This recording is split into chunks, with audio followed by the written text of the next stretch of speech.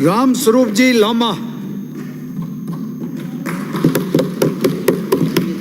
माननीय सभापति महोदय, मांग संख्या 50 सहकारिता और 55 खाद्य एवं आपूर्ति। मैं सर्वप्रथम सहकारिता का आपके माध्यम से ये कहना चाहूँगा कि सहकारिता का जो मूल उद्देश्य है सब एक के लिए और एक सब के लिए, तो इन्हीं उद्देश्यों के साथ सहकारिता आंदोलन आगे बढ़ रहा है राजस्थान में। और मैं सर्वप्रथम हमारे माननीय प्रधानमंत्री जी का भी आभार व्यक्त करना चाहूँगा कि उन्होंने सहकारिता के महत्व को समझा और अपने केंद्र में भी सहकारिता के विभाग का गठन हुआ और हमारे माननीय गृह मंत्री जी को भी सहकारिता के विभाग की महत्वपूर्ण जिम्मेदारी मिली। इस अवसर पर मैं आपके माध्यम से कहना चाहूँगा कि नसीराबाद विधानसभा की मैं बात करना चाहता हूँ।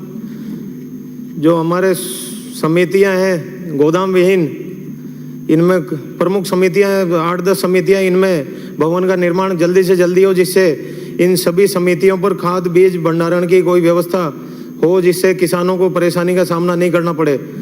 इनमें प्रमुख हैं पिचौलिया, जसवंतपुरा, जेठाना, कालेसरा, मकरेड़ा, केसरपुरा, मेवाड़िया, पगारा। मेरा आपसे अनुरोध है कि सभी ग्राम सेवा सहकारी समितियों पर इसी वित्तीय वर्ष में गोदाम निर्माण कराने की स्वीकृतियां जारी करावें। साथ ही रामपुरा, डाबला, गोविंदगढ़ ग्राम सेवा सहकारिता समितियों पर भी नवीन गोदाम भवन का निर्माण करावें। सभापति महोदय, बजट में 23,000 करोड़ रुपए के ब्याज मुक्त अल्पकालीन फसली ऋण की घोषणा की गई है, जिससे भी नए किसानों को भी लाभ मिलेगा। इसके लिए भी माननीय मुख्यमंत्री जी का बहुत बहुत आभार व्यक्त करना चाहते हैं। और मैं ये कहना चाहूँगा कि अल्पकालीन फसली ऋण का दायरा 25,000 से बढ़ाकर आने वाले समय में 50,000 रुपये करावें, जिससे किसानों को खाद बीज के समय और भी लाभ मिले। भूमि सुधार के लिए सहकारी बैंकों द्वारा दिए जाने वाले दीर्घकालीन कृषि ऋणों का दायरा बढ़ाते हुए 50 करोड़ के स्थान पर 100 करोड़ रुपए किया गया। इससे भी किसानों को फायदा होगा। साथ ही 500 नए FPO बनाए जाने की घोषणा की गई है, इसका भी मैं स्वागत करता हूँ। 150 ग्राम सेवा सहकारी समितियों में 100 से 500 मीट्रिक टन क्षमता के गोदामों का निर्माण भी आने वाले समय में कराया जाएगा। इसके लिए भी बहुत बहुत धन्यवाद। सहकारिता विभाग के द्वारा प्रत्येक विधानसभा क्षेत्र में कस्टमर हायरिंग सेंटर के माध्यम से ग्राम सेवा सहकारी समितियों पर ट्रैक्टर समेत कृषि यंत्र खरीदे जा सकेंगे, जिससे किसानों को कृषि उपकरणों की सहायता निःशुल्क मिलेगी। मैं माननीय सभापति आपके माध्यम से नसीराबाद विधानसभा में जो अपने पीसांगण में समिति है उसके बारे में भी आपके समक्ष बात रखना चाहूँगा।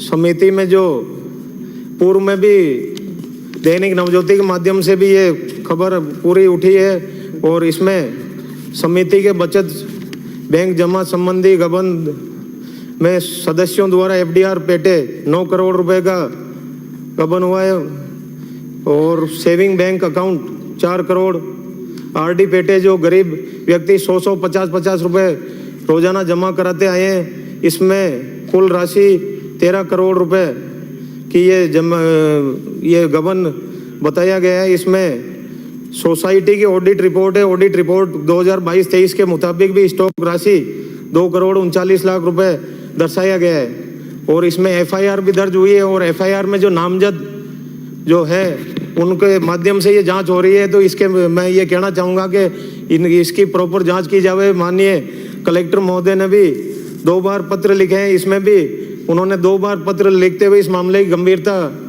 को रखने के लिए कहा गया है। इसमें उन्होंने 2 बार पत्र लिखे हैं, एक 20/6 को और एक लिखा है 22/7 को।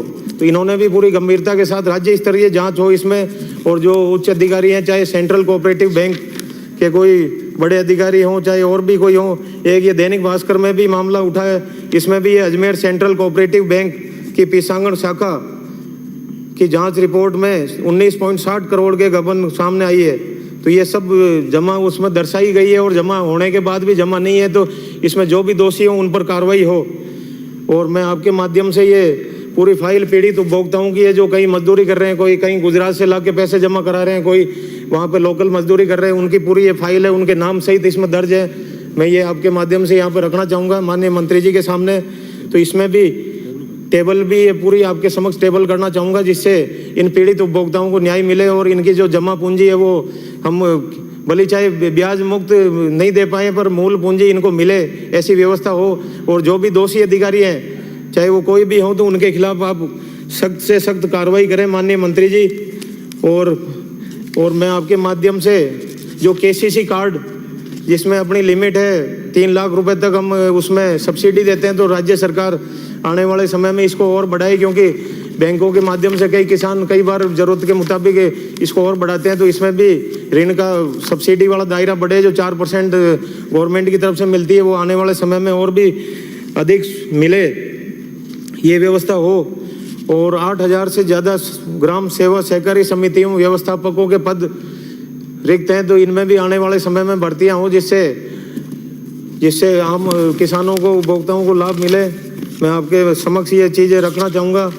एक मैं ये कहना चाहूँगा कि कॉनफेड ने बिना अनुज्ञा पत्र के ही पशु दवाओं की आपूर्ति कर अनियमित और गंभीर ये कृत्य हुआ है और करोड़ों की नुकसान हुआ है, तो इसमें भी जो दोषी अधिकारी हैं उन पर कार्रवाई की जावे।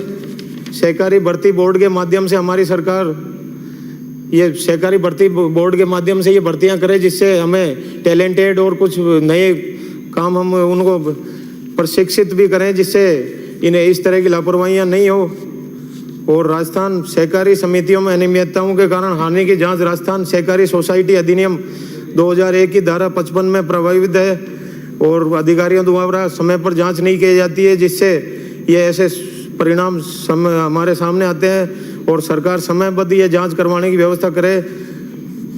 निर्वाचन, मैं आपके माध्यम से ये कहना चाहूँगा, सहकारी संस्थाओं का नियंत्रण लोकतांत्रिक प्रक्रिया अनुसार होता है, लेकिन विगत वर्षों से सहकारी संस्थाओं का निर्वाचन नहीं होने के फलस्वरूप सहकारी क्षेत्र का नेतृत्व अभाव परिलक्षित हो रहा है। राज्य सरकार सहकारी संस्थाओं में पदाधिकारियों का निर्धारित समय पर कराने की व्यवस्था करे।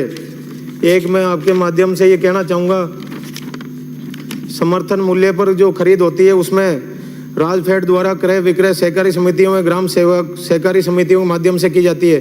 खरीद व्यवस्था में ठेकेदारों का हस्तक्षेप बढ़ने के कारण वेयर हाउस में माल जमा होने में विलंब व कम जमा होने के कारण विवाद बढ़ते हैं। तो इसके लिए भी किसानों को फायदा हो, ऐसा काम हो। और राजफेड द्वारा बारदाने की व्यवस्था उचित समय पर नहीं किए जाने पर खरीद बाधित होती है, वे किसानों को अपनी फसल को बेचने के लिए बाजार में मजबूर होना पड़ता है। तो ये भी व्यवस्था हमें समय पर करनी चाहिए। ऐसी स्थिति में सरकार कारगर कदम उठाकर किसानों को लाभकारी मूल्य दिलाने के लिए उचित प्रयास, सार्थक प्रयास करे। और ये कि उपभोक्ता व्यवसाय वाला मामला भी मैं आपके समक्ष रखना चाहूँगा। उपभोक्ता व्यवसाय में जिले में कार्यरत भंडारों व राज्य स्तर पर कार्यरत कॉनफेड के माध्यम से किया जा रहा है। और गत सरकार के कार्यकाल में मिड डे मील पोषाहार वितरण में भी अनियमितताएं पाई गई है। इसी प्रकार ICDS के प्रोक्योरमेंट में RTPP एक्ट का उल्लंघन करते हुए फर्म विशेष को लाभ पहुंचाने के लिए सारी प्रक्रिया की गई है। टेंडर प्रक्रिया के क्रम में जो शिकायतें प्राप्त हुई है उन पर भी कार्रवाई हो। मैं खाद्य एवं नागरिक आपूर्ति विभाग में भी मंत्री जी से आग्रह करना चाहूँगा, जो हमारे राशन डीलर हैं उनकी जो बकाया है उनको समय पर भुगतान हो और जो भी उनकी मांगे हैं उनके अनुसार आने वाले समय पर कार्रवाई हो और आम उपभोक्ताओं को लाभ मिले। बहुत बहुत धन्यवाद। जय हिंद।